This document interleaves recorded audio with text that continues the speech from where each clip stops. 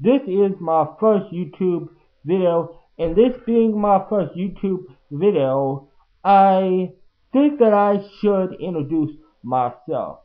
I am a single 24-year-old male who recently has come to realization that there is more to my life than what I have currently been doing.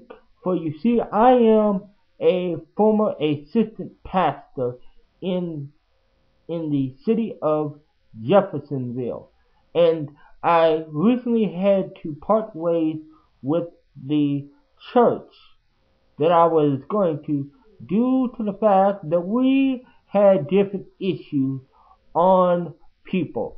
For they believe that people cannot change.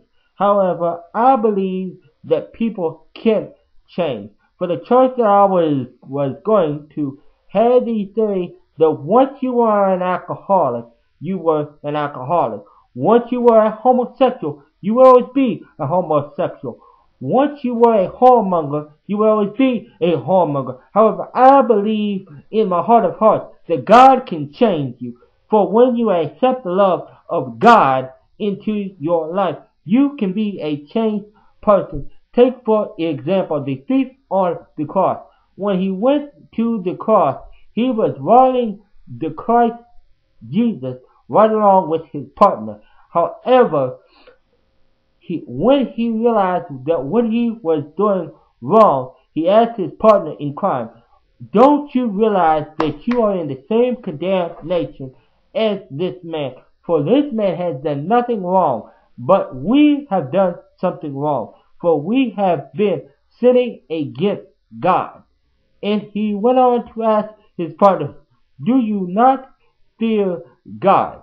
And that is one of the things that hurts us the most in our today's time, is that some of us just don't fear God like we should. Now, I'm not going to shove God down your throat.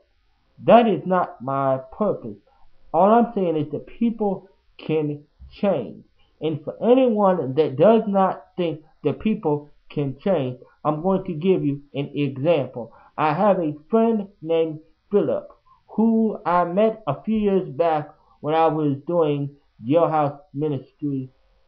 And Philip is the kind of guy that if you made him mad, he would fight you with his fist. And Philip liked to have a few drinks on the weekend. However, Philip received Christ Jesus while he was in jail. And like Paul and Silas, he began to pray and sing hymns unto God. And Philip got saved in jail. And on yesterday, I had the opportunity and pleasure of hearing my friend Philip preach a sermon on the topic, "Don't let your past interfere with your future." For he made a point when he said, "Do not let your past interfere with your future." If you are an alcoholic and you feel like that there is something greater for your life, don't let your alcoholism stop you from reaching what God has for you in store. For if you feel that there is a greater purpose for your life, then let me give you this piece of advice. Let no man tell you that because you are an alcoholic, you will always be an alcoholic. If you are a prostitute who wants to get a change in his or her life, then let no man or woman tell you that being a prostitute means that you always be a prostitute. For you can change if you feel the desire to change. You can change. You can change by accepting Jesus into your life today. And if you accept him into your life, It will be one of the greatest things in which you have ever done.